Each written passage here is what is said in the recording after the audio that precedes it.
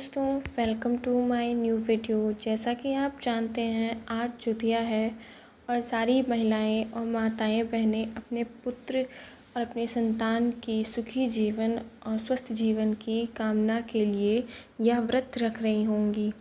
तो सभी माताओं बहनों को हैप्पी जुतिया। आज मैं आपके सामने जुतिया की कथा लेकर प्रस्तुत हुई हूँ। तो बहुत समय पहले की बात है, सतयुग का आरंभ हुआ ही था। धरती पर मनुष्य के साथ साथ असुर, नाग, गंधर्व और यक्ष भी विचरण करते थे। नदियाँ निर्मल और स्वच्छ बह रही थी। वन उपवन फूलों और फलों में लहलहा उठे थे।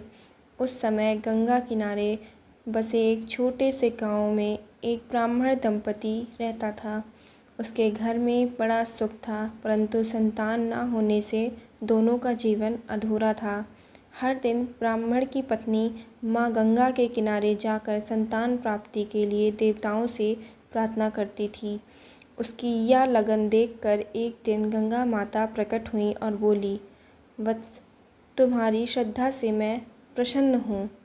तुम्हें पुत्र रत्न की प्राप्ति होगी, किंतु ध्यान रहे तुम्हारे पुत्र का जीवन अल्प होगा। यदि तुम उसके लिए कठोर व्रत करोगी तो ही वह दीर्घायु होगा। यह कहकर गंगा जी अदृश्य हो गई। कुछ समय बाद ब्राह्मण पत्नी को एक सुंदर पुत्र की प्राप्ति हुई। घर में उल्लास छा गया, लेकिन माँ के हृदय में गंगा जी की बात हमेशा गूंजती रहती थी। इसी प्रकार एक सियार और सियारनी की भी कथा है जिउतिया के बारे में।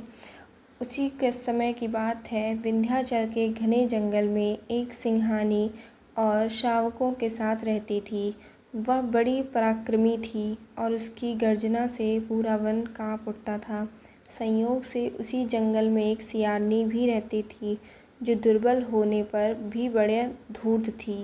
एक बार अकाल पड़ा, वन में भोजन दुर्लभ हो गया। सिंहनी और सियारनी दोनों भूख से व्याकुल थी। तभी सिंहनी बोली, बहन, अब की बार तुम और मैं दोनों व्रत रखेंगे। या प्रण करें कि जब तक सूर्य अस्त न हो हम कोई आहार नहीं करेंगे। यदि हम यह तप कर पाएंगी तो हमारे बच्चों की रक्षा सदा होगी। सियारनी चतुर थी, उसने सहमति तो दे दी, लेकिन मन ही मन सोचने लगी, मैं इतनी भूखी रहकर कैसे व्रत निभाऊंगी।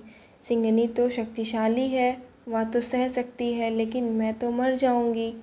दिन भर दोनों भूखी प्यासी रहीं।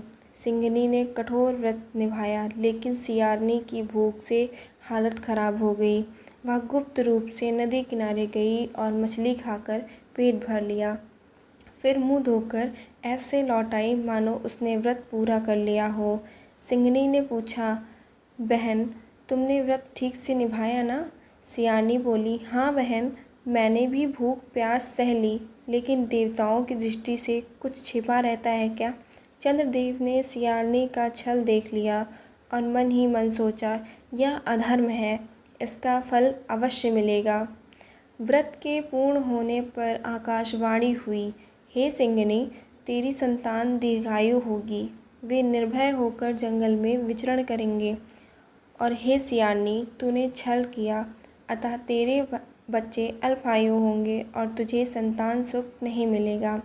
आकाशवाणी सुनकर सियारनी भयभीत हो गई। उसी समय उसके शावक एक एक करके मरने लगे।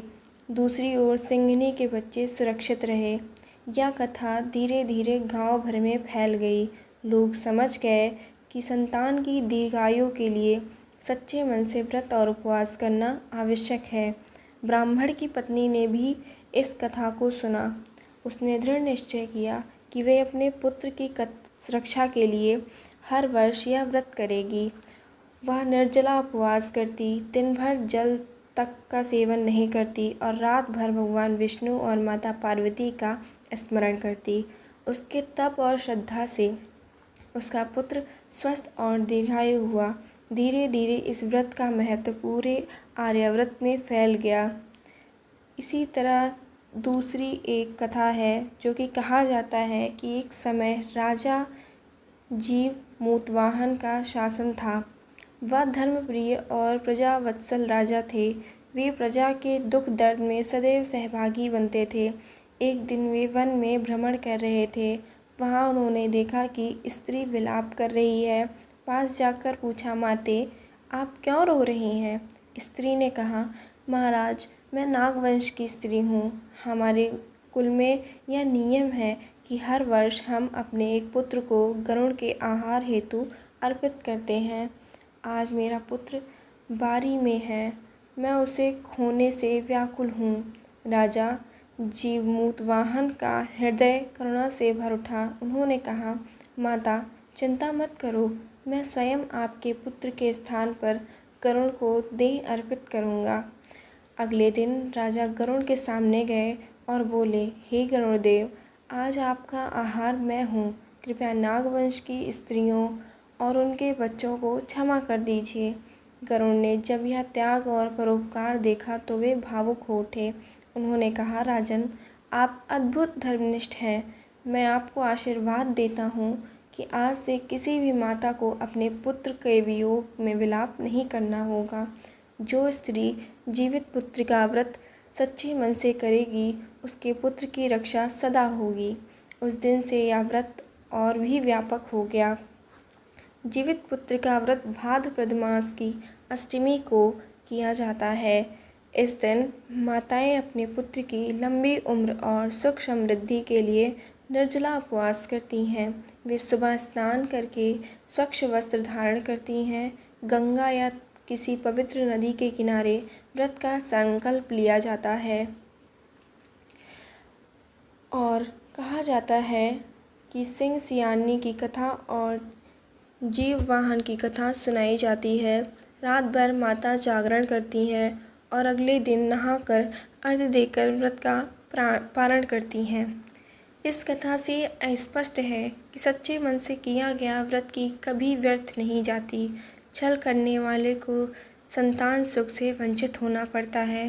संतान की रक्षा के लिए माँ का त्याग और तप अनंत फलदायी होता है। जीवित पुत्र का व्रत केवल धार्मिक अनुष्ठान ही नहीं, बल्कि मातृत्व शक्ति की ओर संकल्प की प्रतीक है। आज भी बिहार, झारखंड, पूर्वी उत्तर प्रदेश और नेपाल के कुछ हिस्सों में यह व्रत बड़े श्रद्धा और आस्था के साथ किया जाता है। माताएं कठोर उपवास करके अपने बच्चों के लिए दुआएं मांगती हैं। यह केवल धार्मिक परंपरा नहीं, बल्कि माँ के प्रेम और त्याग और बलिदान का जीवित प्रमाण कहा जाता है। माँ के तप से बड़ा कोई कवच नहीं और संतान की रक्षा से बड़ा कोई पुण्य नहीं। इसी विश्वास और आस्था ने इस व्रत को अमर बना दिया। आशा करती हूँ आपको मेरी यह कथा पसंद आई होगी। सभी माताओं बहनों को हैप्पी जुतिया। सभी के बच्चे स्वस्थ रहें, मस्त रहें और दीर्घायु हों। तो चलिए, मैं अगली कथा में आपसे मिलती हूँ। तब तक के लिए धन्यवाद।